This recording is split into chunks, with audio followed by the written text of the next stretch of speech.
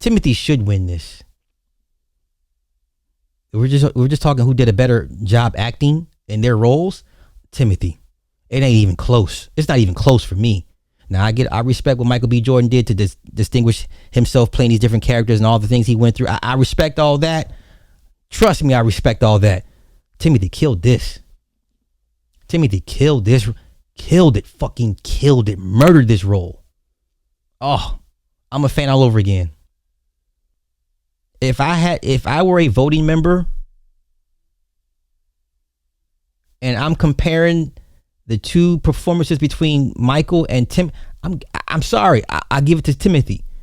Marty Supreme is effing nuts, man. Now, you asked me 2 weeks ago, literally 2 weeks ago, you asked me, I thought Timothee was the runaway favorite. Here we are 2 weeks later.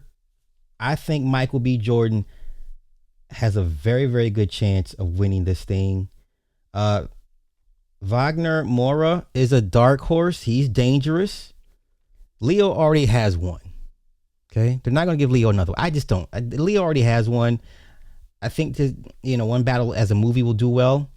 Ethan Hawke is another dark horse. Okay. I think Timothee has turned off a lot of people literally in the last 2 weeks. Starting with his SAG award last year. His SAG, when he won it for that speech he won, it was a Critics' Choice. I think it was Critics' Choice. No, he won a SAG for Marty Supreme. My bad. He won a SAG for Marty Supreme, and his speech turned a lot of people off. Because he was like, I want more. And it's like, wow, you just shit on your peers, right? I think Michael B. Jordan's chances have at least doubled. So for me, Michael is my front runner. And I got Wagner and Ethan as my dark horses. But I think Timothee has done too much damage in the last 2 weeks. So let's go here. Let's go. Wait. Let me see. Let me pull it up. Okay, let's go here. Okay, let's go here. It's all the talk at this point. Let's go.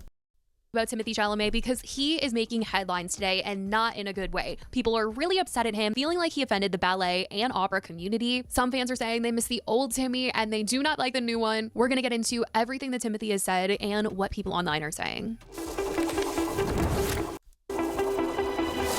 It's no secret Timothee Chalamet wants to win an Oscar. Even his speech last year when he won the SAG Award for his role in A Complete Unknown, he made it known that he was striving for more. He said that he couldn't downplay the significance of the award, but he noted that he is in pursuit of greatness. He said he wanted to be one of the greats, and he named Daniel Day-Lewis, Marlon Brando, Viola Davis, Michael Jordan, and Michael Phelps. He noted that the award that he won doesn't signify that, but it's a little bit more fuel. So for him to say this at an awards show that's for the peers, by the peers, right? So for you to sit here and say, well, thank you, my peers, for you guys voting me as the best right now, but I want more.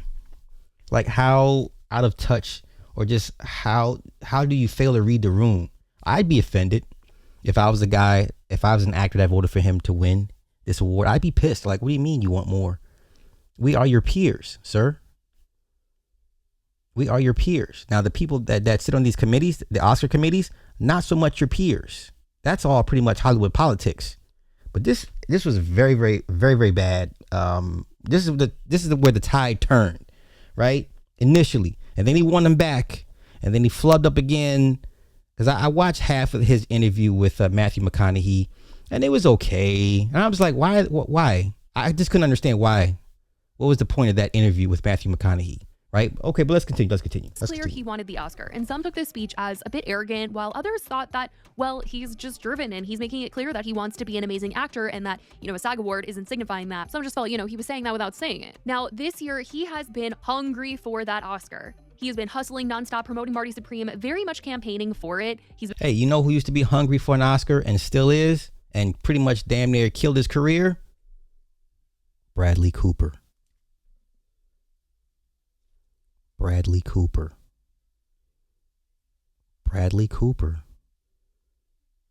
was the last Hollywood it guy about 4 years ago.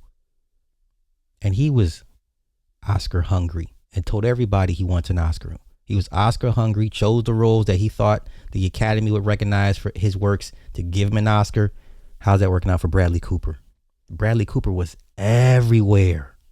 Everywhere. Come on. Been hosting screenings of his films in the past, sitting down with other celebrities, having conversations before screeners, and much more. But in one conversation he had recently with Matthew McConaughey, something he said started spreading online literally last night, and not in a good way. A few weeks ago, that's when these two actually sat down, and 9 days ago, Variety posted the full conversation on YouTube, as previously the entire conversation was just on their app. But last night, one clip started to go viral of Timothee talking about ballet and opera, and fans were disappointed in what they were hearing. I don't want to be working in ballet or opera or, things where it's like, hey, keep this thing alive, even though no one cares about this anymore. People noted that Timothee's mom and grandma are dance teachers, his sister dances, and Timothee has a dance background as well, so they were just really confused and sad, especially since he has just recently been seen repping the New York City Ballet. Fans commented on the videos saying, Timothee disrespecting art is just insane. I miss when he was French and quiet. He is that sweet little boy that you watch grow and become yet another insufferable man. He's so arrogant now. He's pulling a Sydney Sweeney. I don't understand why. Art has become competition for him, a product measured by consumerism. The more he talks, the less I want to hear from him. Yet ballet theaters are sold out and the cinema is empty.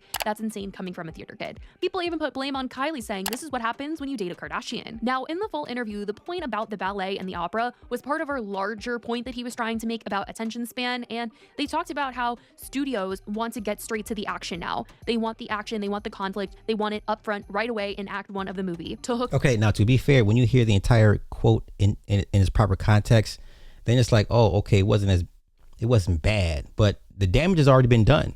Whoever clipped that part, whether it be studio at the behest of a studio, a rival studio to kind of derail his Oscar campaign, whoever clipped that knew what they were doing.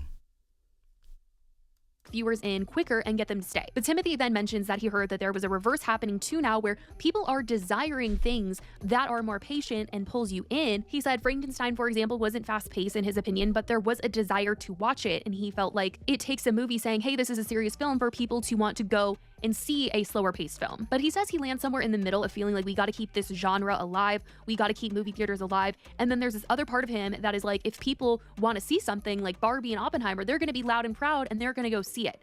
And then he says the line about the opera. And I guess he was trying to say that while some actors and filmmakers feel the need to push audiences to support more serious films, he believes that if people want to see something, they will show up for it without being told to do so. He doesn't want movies to become like ballet or opera, where people feel like they have to keep the art form alive even if the general public isn't really interested anymore, which he did apologize to the community right after he made the comment. But I do feel like people were still upset by what he said, feeling like it was a dig at that space when they felt alive and well. I mean, where people are desiring things that are more patient and that pull you in. I just saw another article that says Gen Z is a bigger movie-going audience than the millennial audience, I feel like a fucking grandpa saying that. And, no, but point being, I think even like Frankenstein, which was like a hugely popular movie this year, I didn't think that pacing was extraordinarily fast or anything, but it pulled people in, but it does take you having to wave a flag of, hey, this is a serious movie or something, and some people want to be entertained quickly. I'm really right in the middle, Matthew, because I admire people, and I've done it myself. People want to talk to me about, hey, we got to keep movie theaters alive, we got to keep this genre alive. And another part of me feels like if people want to see it like Barbie, like Oppenheimer, they're going to go see it and go out of their way and be loud and proud about it. And I don't want to be working in ballet or opera or, things where it's like, hey, keep this thing alive, even though no one cares about this anymore. Oh. Okay, that's still a bad take. That still sounds bad. Even in its full context, it still sounds bad. It sounds like you forgot your root, you've forgotten your roots, you've forgotten where you come from. He sounds very detached. He sounds Hollywood at this point, y'all.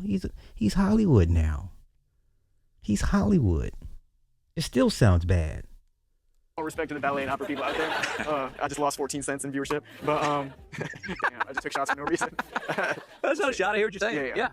So, but on that note. Yeah. Now, I will say a couple months ago when Timothee was promoting Marty Supreme and he sat down with Good Morning America, he was asked about what defines success. Is it awards? Is it people coming to the theater, tickets sold? And in him answering, ballet and opera got mentioned once again, sort of in the same context of like, he doesn't want to have to beg people to see his movie. So, but I also don't like to go where this is like opera or ballet, but it's not some Keynesian, I don't know if that's the right economics guy to cite. I'm not like, oh, survival of the fittest or anything like that. But I'm also like, I don't want to beg people like, hey, we in Hollywood need your, you know what I mean? Anyway, I shouldn't say it like that. But you're selling it the way Marty would sell it. Absolutely. But the conversation as a whole has picked up this whole back and forth about Timothee and how he is now compared to his early career. He used to be really awkward in interviews and looked uncomfortable in speeches, and now he's confident. He says how he feels, and we No, he wants that Oscar. He wants to be one of the greats. And people feel this attitude might be off-putting to those voting at these awards. They want a humble winner. Of course, we know it would be an honor to him, but sometimes when someone wants something so badly that it seems like the only important thing to them, and in the grand scheme of things, it's really not that important to the world to win an Oscar. And so people are like, yeah, we're no longer rooting for I'm gonna leave it there. I'm gonna leave it there. Now, I think there was someone took a I want to say a poll. No. How much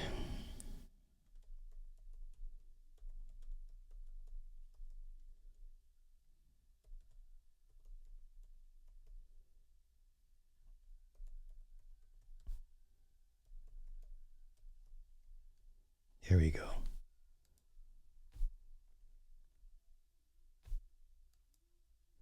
So here's what we got. At one point, it was down to 6.9% him winning the Oscar, his chances. Now they're projecting between 37 to 48% on platforms like Polymarket following his SAG award win. Okay. Jordan is taking the lead in the race, with many experts predicting he will win, as 18 of the last 20 SAG winners have gone on to win the Oscar. Okay.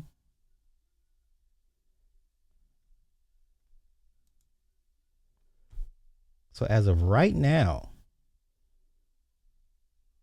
as of Friday, Jordan has a 57% chance of winning his first Oscar, while Chalamet has tumbled to 29% among the Gold Derby experts. Okay. Literally 2 weeks. In 2 weeks, this man just hit a hole in his Oscar balloon. This is crazy, man.